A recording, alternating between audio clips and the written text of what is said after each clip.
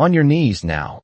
The command cut through the humid North Carolina night, sharp and amplified through a police loudspeaker, echoing off the quiet suburban houses like a verdict already decided. Eyes moved across them, not defiant, not submissive, just aware, deeply aware, as if she had seen formations like this before, in places far from quiet streets and trimmed lawns.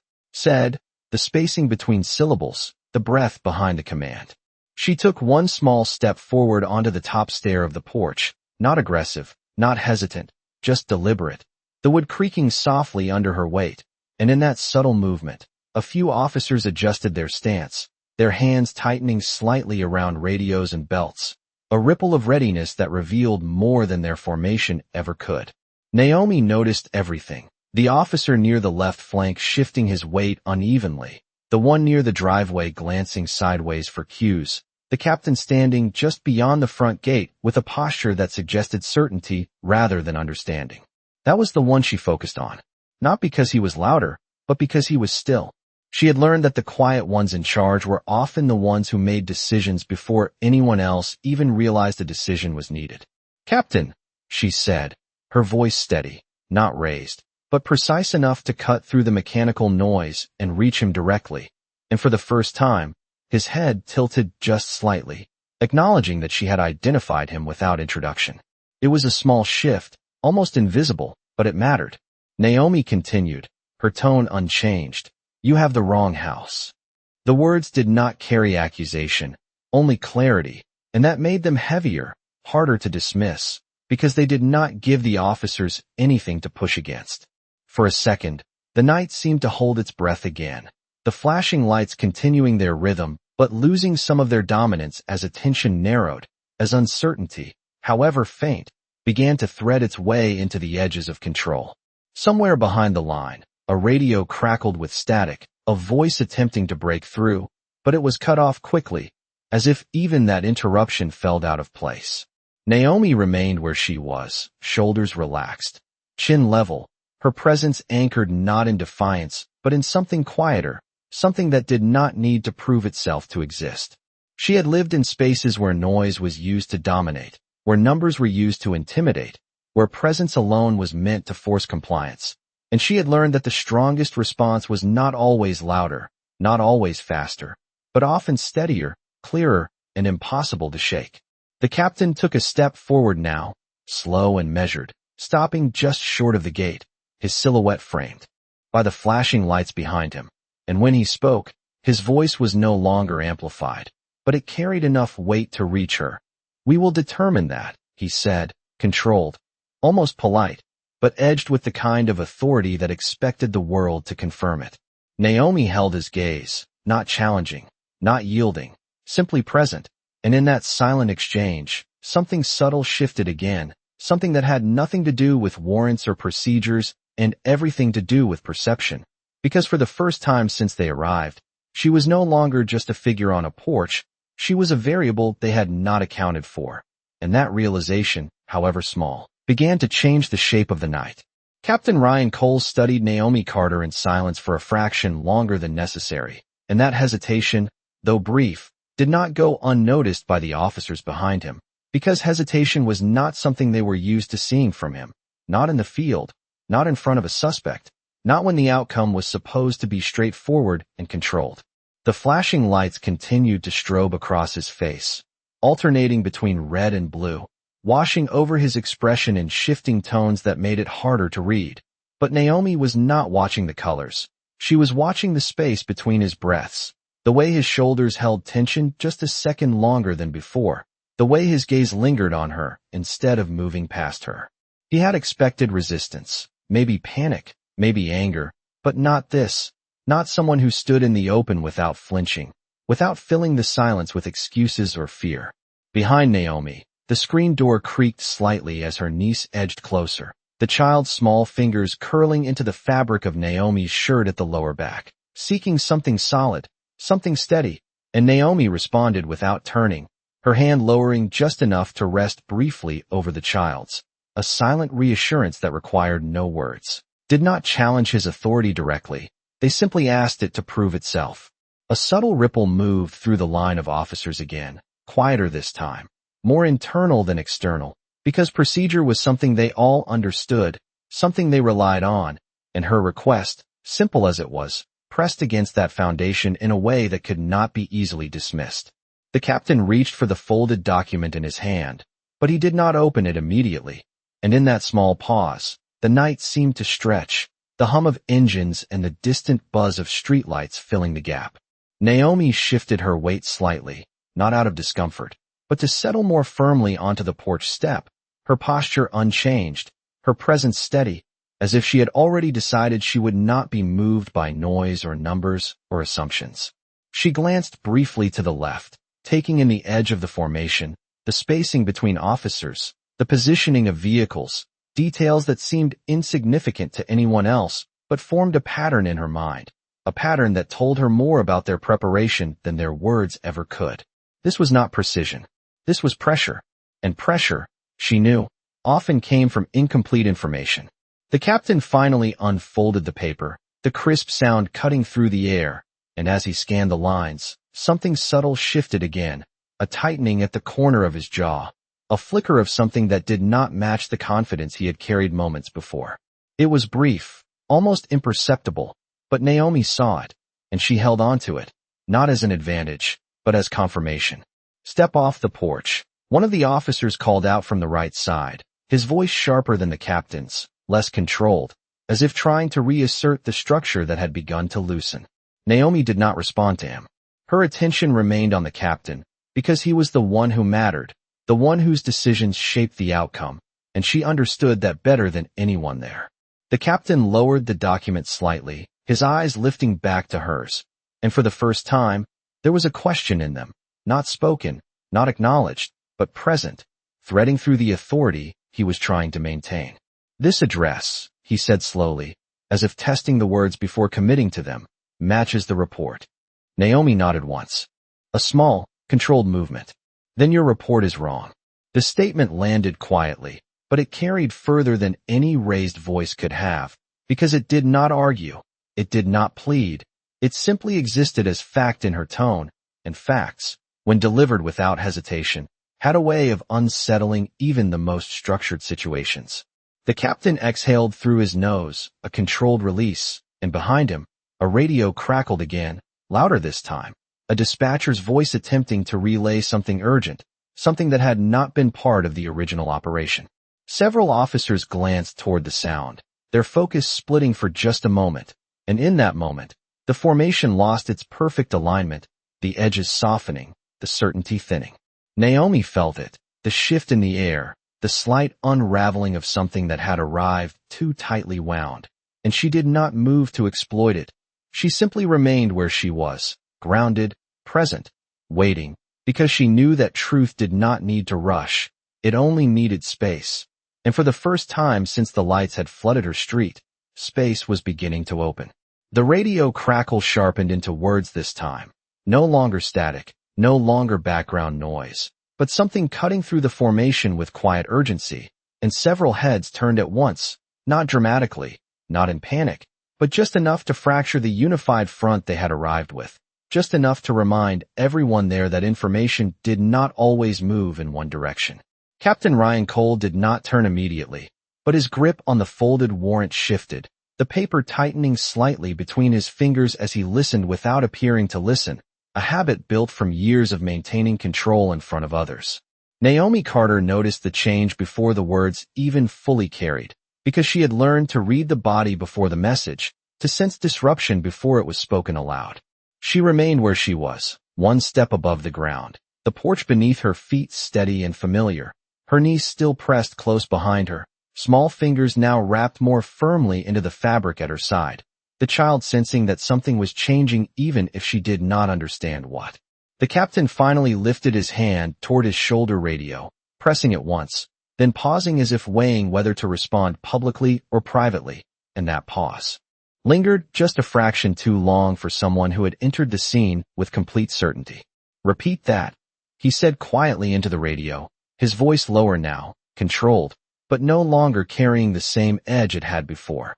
The reply came back fragmented, clipped by distance and interference, but certain words broke through clearly enough to land.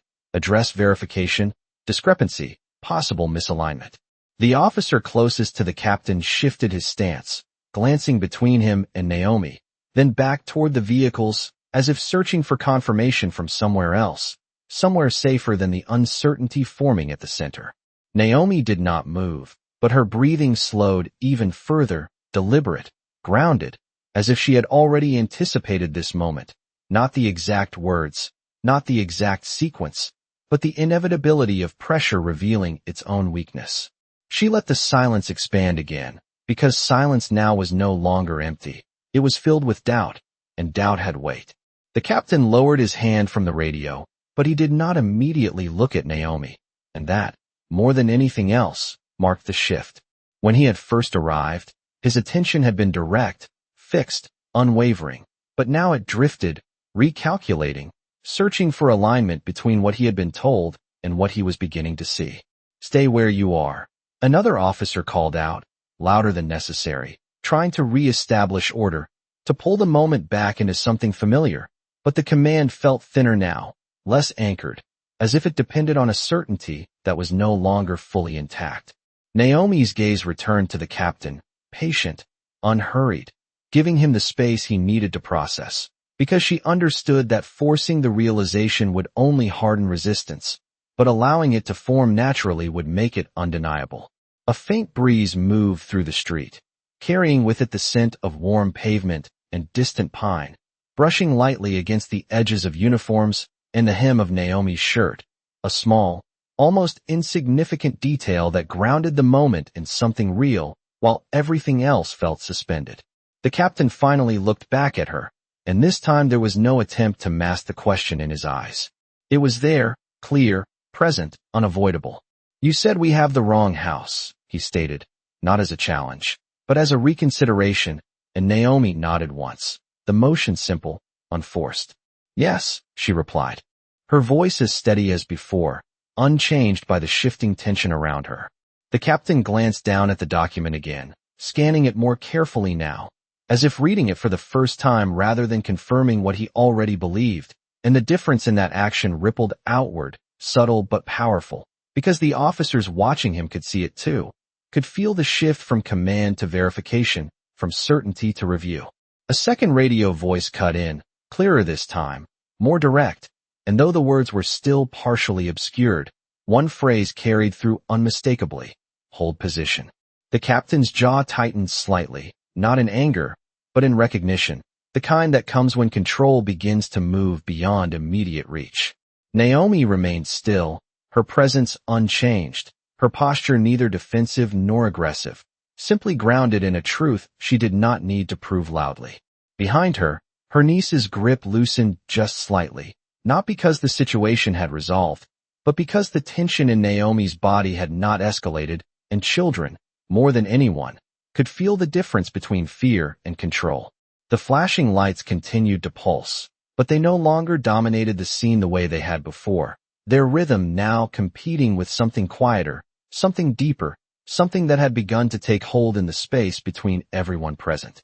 And in that space, the balance of the night shifted, not dramatically, not with a single action, but with a gradual, undeniable realization that what had arrived as certainty was beginning to unravel. The phrase "hold position" did not fade after it came through the radio. It lingered, echoing in the space between officers, settling into their posture, into their hands, into the way their eyes began to move not just toward Naomi Carter, but toward each other, searching for confirmation that what they were hearing matched what they were seeing. Captain Ryan Cole stood still at the edge of the gate, the folded warrant now held lower at his side, no longer presented as proof, but carried like something under reconsideration, and that subtle change altered the entire weight of the moment. Naomi did not step forward, did not step back. She simply remained where she was, one foot on the porch, one foot grounded in the stillness she had chosen from the beginning, her breathing slow, her shoulders relaxed, her presence unchanged even as everything around her began to shift. The flashing lights continued to sweep across her face, but now they felt less like authority and more like noise, something external, something that could not reach the place where her calm was rooted. Behind her, her niece pressed closer, her small voice barely above a whisper. "Aunt Naomi." Are they going to come inside? The question hung there, fragile, honest, and Naomi's hand moved again, resting gently over the child's, steady, reassuring, without turning her head, without breaking her focus. No, she said quietly, her voice certain, not because the situation had resolved, but because she understood something the others were only beginning to realize, that the direction of this night had already changed. One of the officers near the driveway shifted again, glancing down at his radio, as if expecting another update, another instruction that would restore clarity, but the silence that followed was different now, not empty, but waiting, like a held breath that refused to release. "Captain," a voice called from behind the line, hesitant, uncertain, the kind of tone that did not belong in a controlled operation, and that hesitation spread, subtle but undeniable, moving through the formation like a ripple through still water. Cole did not respond immediately. He looked down at the address printed on the document again, then back up at the house, at the number fixed beside the front door, illuminated by the porch light, clear, unambiguous, impossible to misread.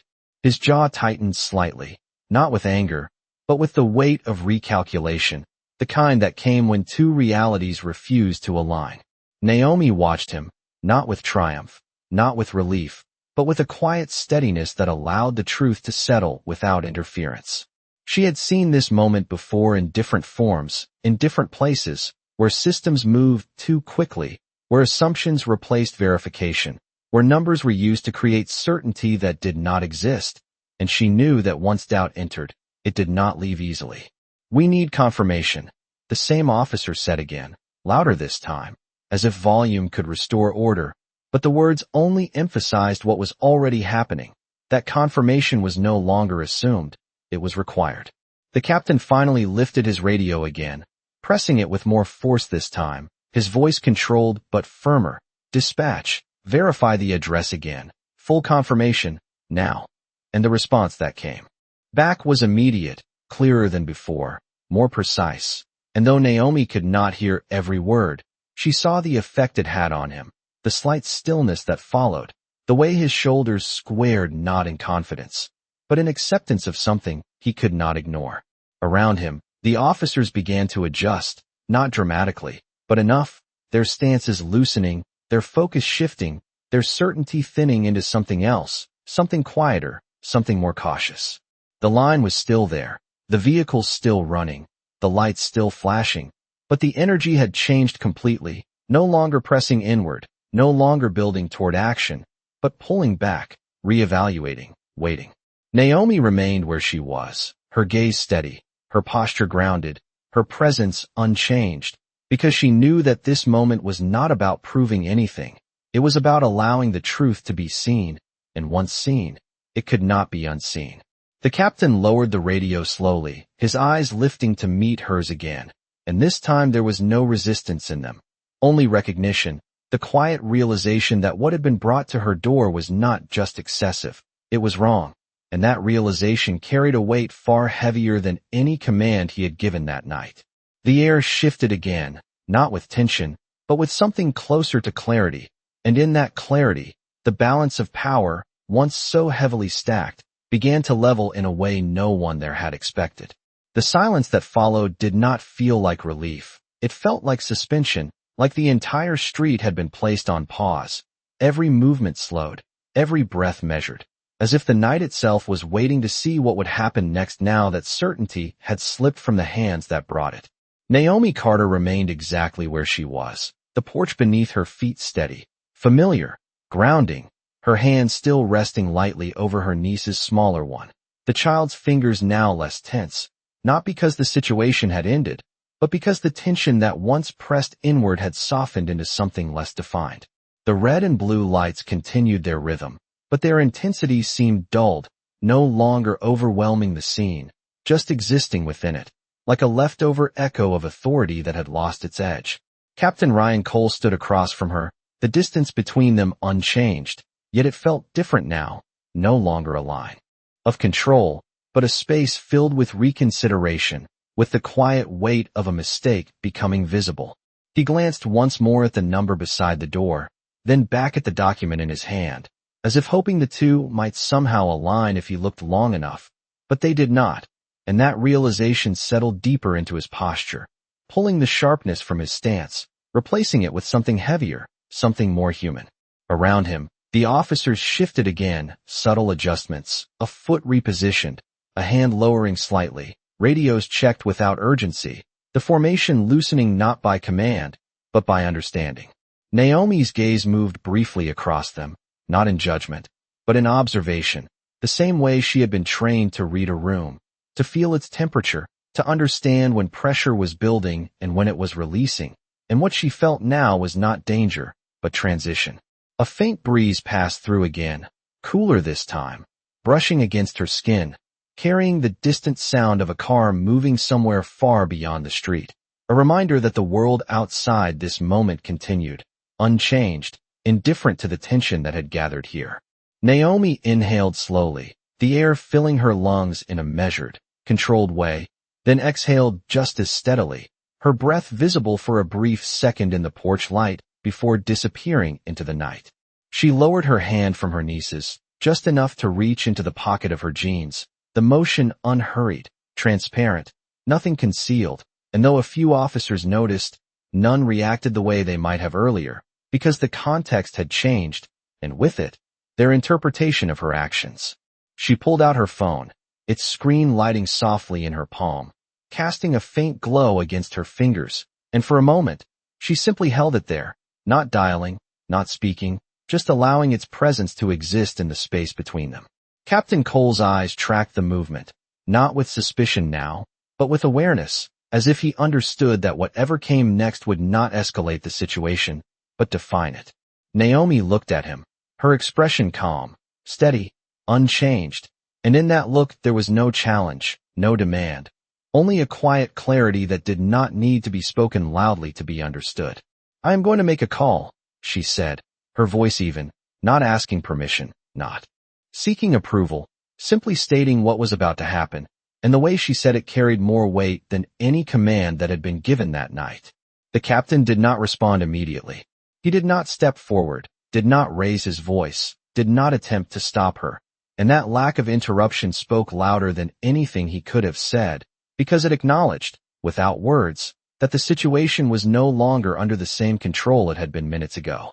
Naomi lowered her gaze briefly to the phone, her thumb hovering over the screen, not hesitating, but aligning, as if selecting the exact moment when action would carry the most meaning. The street remained still, the officers watching, the lights continuing their cycle, but everything felt quieter now, more focused, as if the entire scene had narrowed to this single point, this single decision.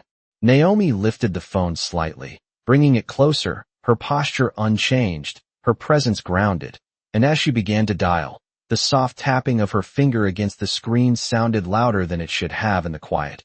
Each touch deliberate, precise, echoing in the space that had once been filled with commands and noise. She did not rush. She did not look away. And in that calm, controlled motion, it became clear that whatever came next would not be shaped by numbers or volume, but by something far more precise, something that had been waiting beneath the surface from the very beginning. The faint glow of Naomi Carter's phone reflected in her eyes as the line began to connect, and in that small, almost ordinary action, the entire atmosphere shifted again, not with noise, not with force, but with something quieter and far more decisive. Captain Ryan Cole watched her closely now, no longer trying to assert control, no longer issuing commands, but observing, calculating, and for the first time since arriving, waiting. The officers behind him did the same, their movements minimal, their radios momentarily silent, their attention narrowing to the woman on the porch whose calm had not broken, whose presence had not wavered, whose certainty now carried more weight than the flashing lights surrounding her.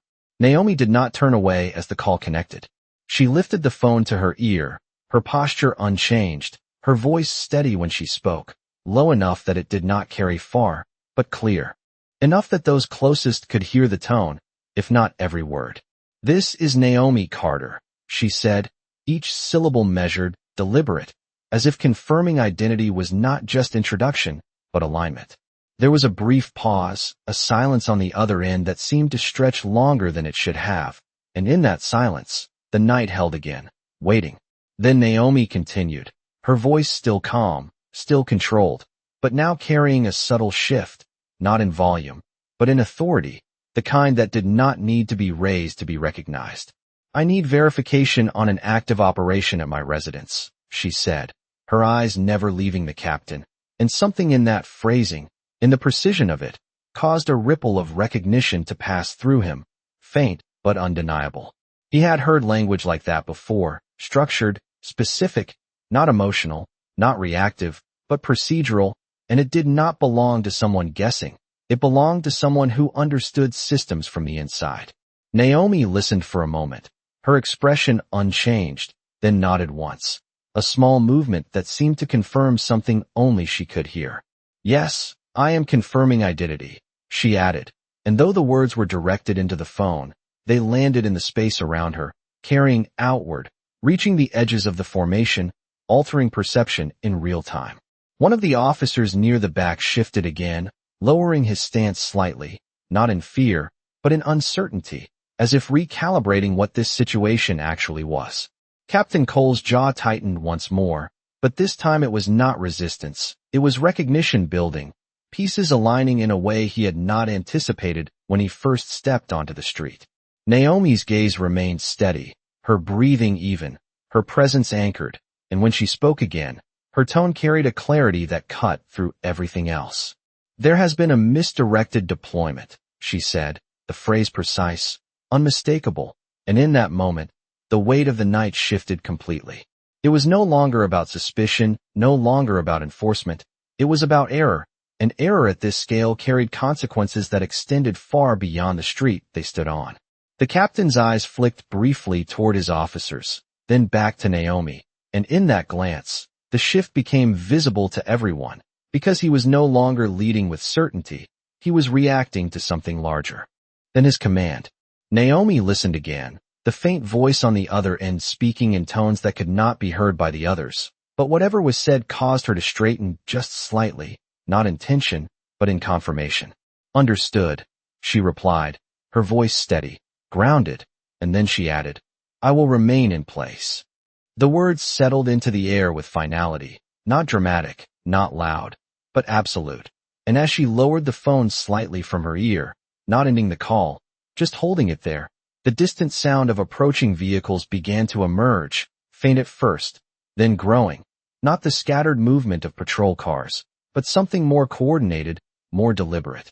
Several officers turned toward the sound, their attention pulling away from Naomi for the first time, and the captain followed, his posture shifting as he listened, as he recognized the difference in rhythm, in timing, in intent. Naomi remained still, her gaze forward, her hands steady around the phone, and though she said nothing more, everything about her presence now carried a quiet certainty that what was coming was not escalation, but correction, and that correction would not be subtle. The lights continued to flash, the engines continued to hum, but they no longer defined the scene, because something else had entered it, something that did not rely on volume or numbers, something that moved with precision, with authority, with purpose, and as the distant sound drew closer, the balance that had once seemed so heavily one-sided shifted completely, leaving behind a silence that was no longer uncertain, but inevitable. The sound grew clearer with every passing second, no longer distant, no longer uncertain, but structured, synchronized, unmistakably deliberate, and as it rolled into the quiet street, it carried a presence that immediately changed the posture of everyone standing there.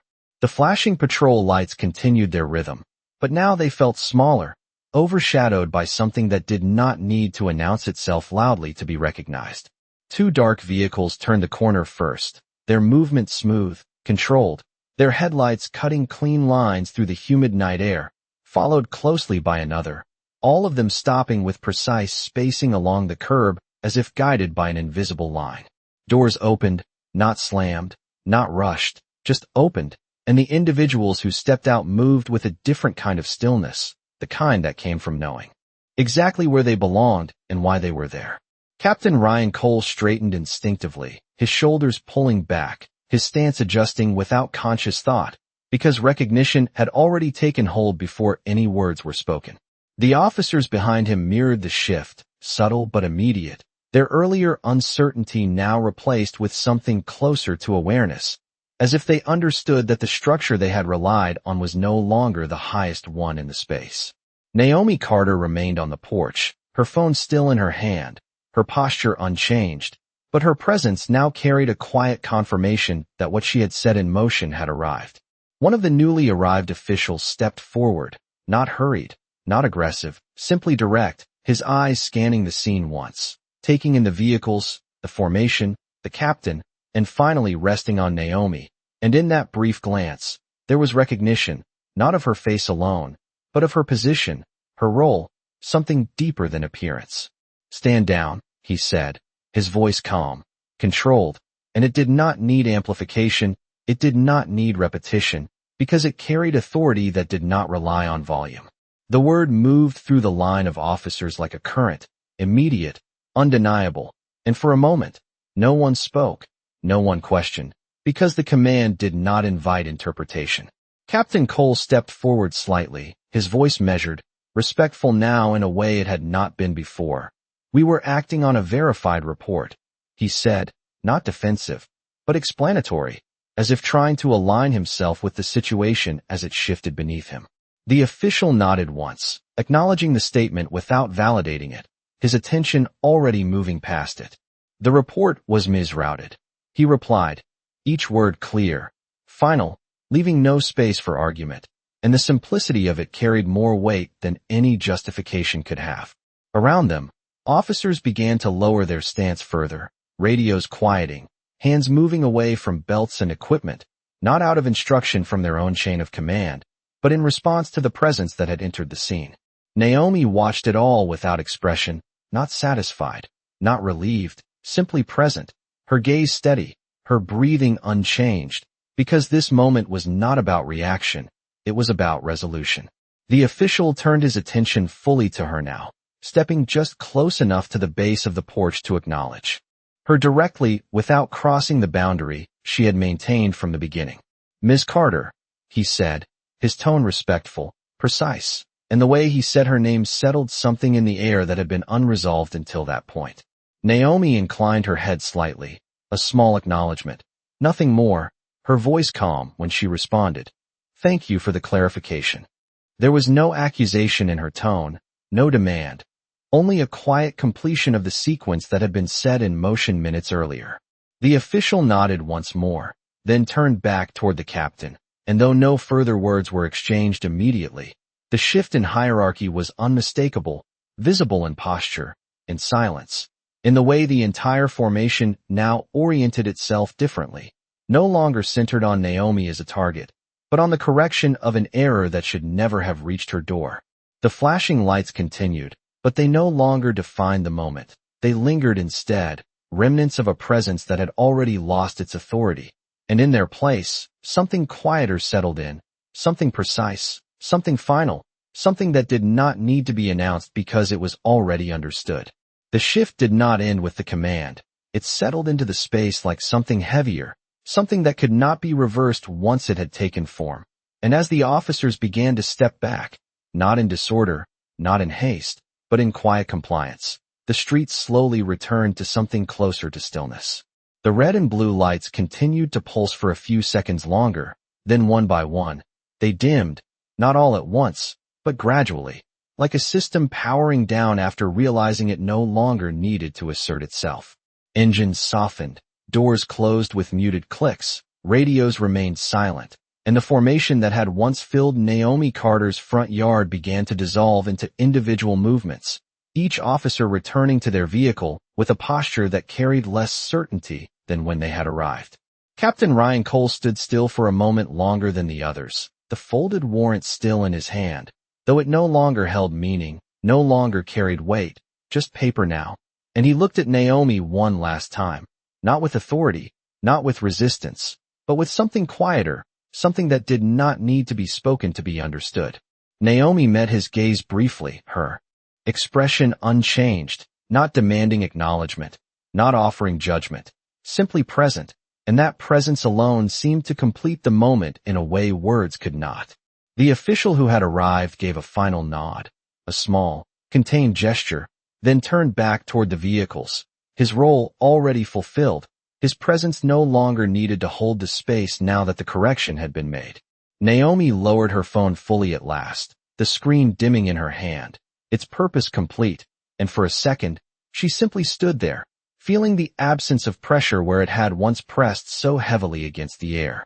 Behind her, her niece shifted again, her small voice softer now, no longer tight with uncertainty. Are they leaving? Naomi allowed herself the slightest exhale, not relief, not release, just a natural breath returning to its normal rhythm. Yes, she said quietly, her voice steady, certain, and this time, the certainty matched the reality unfolding in front of them. One by one, the vehicles pulled away, their headlights sweeping briefly across the house as they turned, then disappearing down the street, leaving behind only the faint hum of the night and the distant echo of tires against asphalt. The porch light remained, warm and constant, casting a soft glow over the steps, over the door, over the place that had never changed despite everything that had just happened around it. Naomi turned at last, gently guiding her niece back inside, her hand resting lightly on the child's shoulder, the movement simple, unhurried, as if nothing more needed to be said.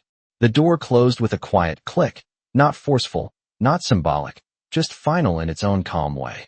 Outside, the street settled fully into silence, the kind that did not feel empty, but complete, as if the noise that had filled it earlier had been replaced by something more honest, something that did not rely on volume or numbers to exist.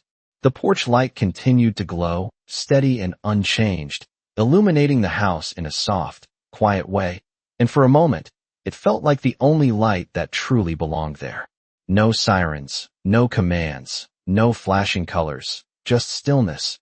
And in that stillness, something remained, not visible, not loud, but undeniable, the quiet weight of a truth that had stood its ground and did not need to move to be seen.